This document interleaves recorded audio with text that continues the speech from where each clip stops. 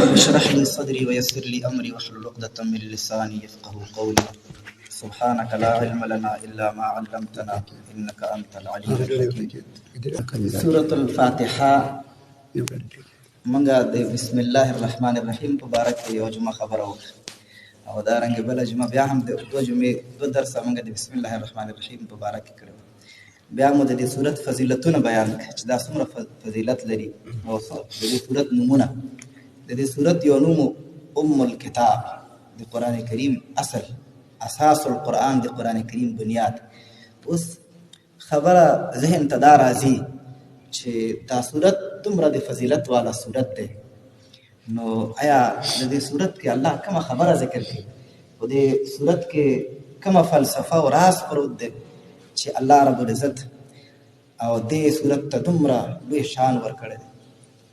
عزتمندو دې صورت کې الله رب العزت یو فلسفه او یو حکمت الله دا ذکر کړی دی چې په دنیا کې چې کوم انسان دو شیانو باندې الله نازولې وي، یو صحیح فطرت بل سلیم عقل. کله چې دا دو شیان چا سره وي، فطرت د انسان سالم وي، د ګناه په وجه باندې د هغې فطرت خراب شوی نه وي، او عقل د انسان سالم وي، د دې دواړو په ملګرتیا باندې انسان دوو حقیقتونو ته په خپله رسیږي بغیر د دې نه چې دې ته څوک رهنما راشي، څوک لار ښودونکی راشي. دوو حقیقتونو ته انسان په خپله رسیږي. یو د الله معرفت ته انسان په خپله رسیږي چې چا سره څه موجود وي، صحیح فطرت سالم عقل. صحیح فطرت سالم عقل چا سره موجود وي، نو دوو شیانو ته انسان بغیر د کوم رهنما او لار ښودونکي نه دا رسیږي. یو دا دی چې د الله معرفت، الله پیژنګلوي، دا انسان په دنیا کې کولی شي چې په خپل ځکه لقمان حکیم په باره کې ډېرو مفسرینو دا لیکلی دی چې دا نه نبي او نه د کوم نبي امتي و، ده ته آسماني دعوت نو رسېدلی، خو چونکې ده ته الله پاک صحیح عقل ورکړی و، دې سره سره د سالم فطرت خاوند و، نو په دې دوه وجه باندې لقمان حکیم الله پیژندلی و، د آخرت ورځ یې پیژندلی و. هغه رکوع کې موږ تاسو چې درس کړی و هغې کې دا خبرې ټول تېرې شوي. نو سورت فاتحه کې الله رب العزت همدا فلسفه ذکر کوي. یو دا دی چې الله پیژني، نو الحمدلله رب العالمین الرحمن الرحیم مالک یوم الدین. الرحمن الرحیم دې کې د الله تعریف ذکر دی، معنا دا دی چې سالم فطرت او سالم عقل خاوند الله پیژني. یو دویم د آخرت ورځ پیژني. مالک یوم الدین کې بیا دې ته اشاره ده د آخرت ورځ، ځکه سالم فطرت چا سره وي هغه دا خبره کوي چې دا دومره لوی کائنات بغیر د جوړېدونکي نه موجودېږي. دا یو جومات چې جوړ شو په دې باندې څومره وخت ولګېده، نو آیا دا دومره دنیا، دا نظام، دا شپه او ورځ چې راځي دا بغیر د څوک چلوونکي نشته؟ یو الله د انسان ذهن ورځي. دویم دا دی چې دنیا کې سړی د مظلوم او د ظالم کشمکش ګوري، د مظلوم مظلومیت، د ظالم دا ظلم. کله کله داسې موشي چې ظالم باندې هیڅ ونه شي او مظلوم په همدا مشکلاتو کې ژوند تېرېږي. عقل دا وایي چې یو داسې دنیا په کار دی چې د دې دواړو په مابین کې فیصله وشي چې تا ولې ظلم کوو، د مظلوم نه پوښتنه وشي چې په تا باندې ولې ظلم وشو.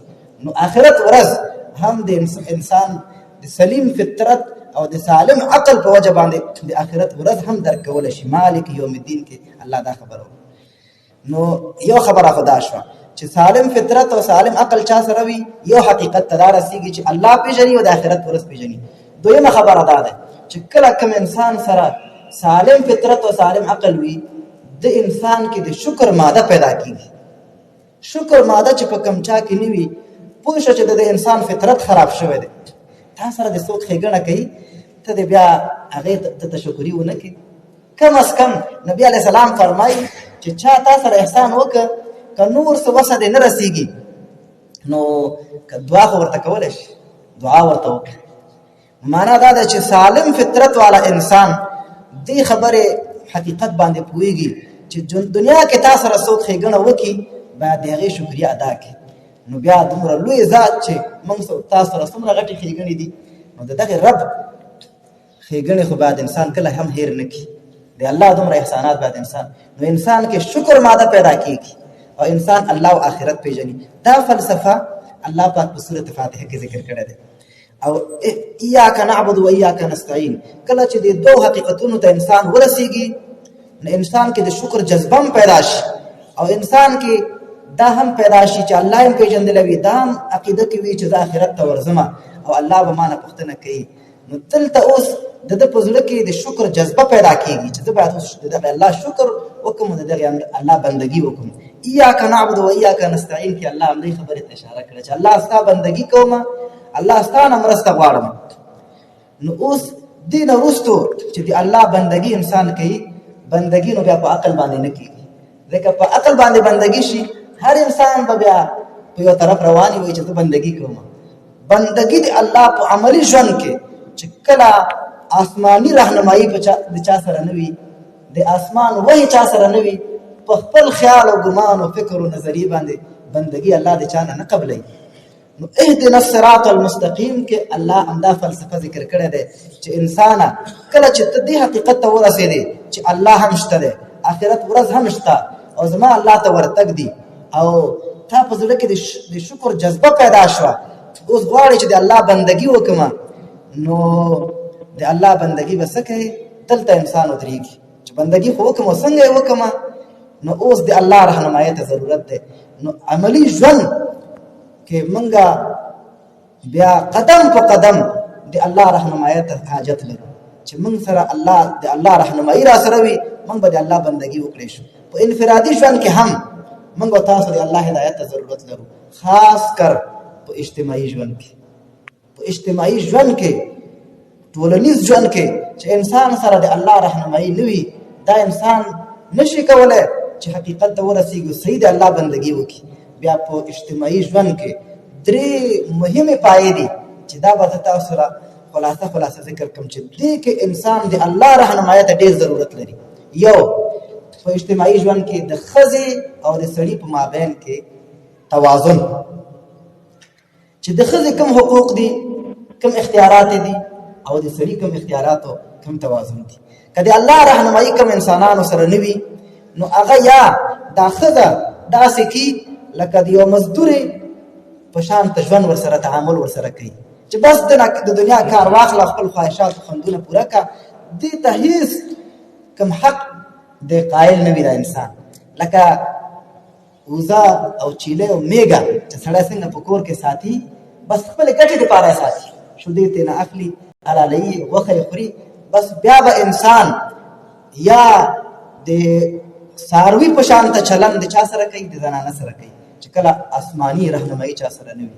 او یا به د غربیانو په شان ته چې نن ملل متحد او نړیوال څه وایي چې سړی او ښځه باید په یو چوکۍ باندې ناست دي، څنګ په څنګ ناست دي، په دفتر کې باید یو ځای کار وکړي، په پوهنتون په مکتب کې باید یو ځای وي.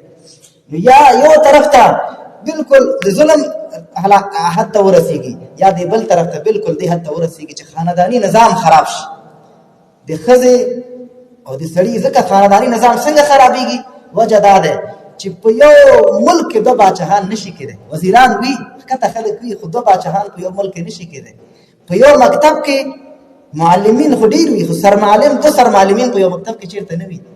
په یو دفتر کې دوه مدیران نه وي.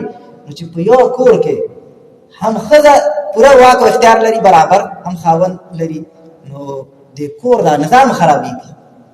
لکه څنګه چې دا دنیا کې یو رب دی، یو خالق او مالک دی، په دفتر او په مکتب کې یو مدیر او یو سرمعلم، او په کور کې یو حاکم پکاري چې هغه څوک دی؟ خاوند دی، د کور مشر دی.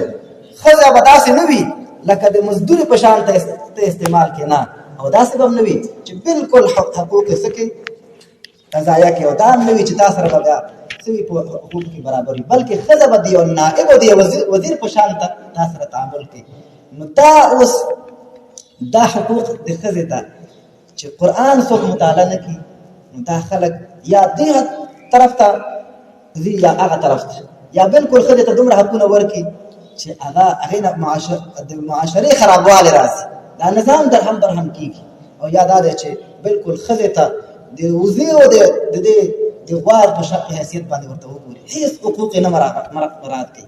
د د دې وجه نه هندوانو دا طریقه ده چې ښځه د مزدور په شان ته او ټول حقوق یې پیمالول او د غوا او د میخې په شان ته ورته کتل. دویم د باچا او د رعیت په مابین کې تعامل، دا تر هغه انسان نشي درک کولی چې آسماني رهنمایي چا سره نه وي. نو باچا غواړي چې زما اختیارات دي وي، زما قوانین دي وي، دا خلک ټول په قوانینو کې بند دي. بس یوه خبره څوک نشي کولی، خلکو په سر او په کورو باندې پولیس ولاړ وي او رعیت وایي چې موږ له ازادي وي، بالکل فریډم وي. نو د دې وجې نه د بادشاه او د رعیت په مابین کې چې کوم توازن دی، دا توازن انسانان نشي درک کولی تر څو چې د رب رهنمایي چا سره نه وي، قرآن چا سره نه وي. دریم د سرمایه‌دار او دارنګې د مزدور په مابین کې. سرمایه‌دار کارخانې او شیان جوړ کړي دي، دی وایي چې مزدور د خالي دومره کوي چې دومره پیسې دې له وټاکمه چې میاشت اخر ته هم نه رسېږي، د دوایانو پیسې دې ورسره نه وي چې زما دا کارخانه دې مخکې لاړ شي. د دې وجې نه په غرب کې داسې خلک شته دی، په امریکا کې، چې هغوی ته د خپلو سرمایو حساب معلوم نه دی چې موږ سره څومره کپیټالیزم څه ته ویل کېږي، سرمایه‌داري نظام، چې سرمایه‌دار ته ټول هر څه اختیار ورکول، چې هغه مزدور ته دومره مزدور د غریبانه مړ شي، هغه د بچو د علاج پیسې ورسره نه وي، خالي دومره پیسې هغه په میاشت کې وګټي چې د ده دا ژوند په ایله تېر شي، بچي مریضانېږي چا نه قرض کړي. ولې دا نظام یا که مزدور ته اختیار ورکړی شي، مزدور وایي چې کارخانه دې ورانه شي، ما ته د ورځې 1000 روپۍ دیاړي راکړي، نو کارخانې والا چې میاشت پوره کېږي نو د دې فایدې په ځای تاوان کړی وي. آیا دا توازن دا په کوم ځای کې دی چې موږ دا درک دا دې عملي زندګۍ لپاره موږ او تاسو هم په انفرادي ژوند کې هم په اجتماعي ژوند کې دې قرآن کریم دی الله کتاب ته ډېر ضرورت لري. نو ځکه وایي چې الله ستا بندګي کوو، ستا نه مرسته غواړو، خو الله په عملي ژوند کې موږ تعالی محتاج یو. اهدنا الصراط المستقیم، الله موږ ته سمه لاره وښیه، هغه لاره چې موږ هم په انفرادي ژوند کې الله د حد نه تجاوز ونه کړو، هم په اجتماعي ژوند کې د حد نه تجاوز یا ونه کړو، یا دا ده چې بالکل کمی او کوتاهي رانه ونه شي. نو دا عزتمندو موږ او تاسو چې د الله کتاب کوم انسان سره نه وي، نو د انفرادي ژوند هم خرابېږي، د اجتماعي ژوند به هم خرابېږي. نو د دې وجه نه اوبو نه هم زیات ضرورت موږ او تاسو د الله کتاب ته لرو چې دا د الله کتاب راواخلو او دې باندې ځان پوه کړو چې موږ ته دا کوم رهنمایي کوي او په کومه طریقه موږ خپل ژوند تېر کړو.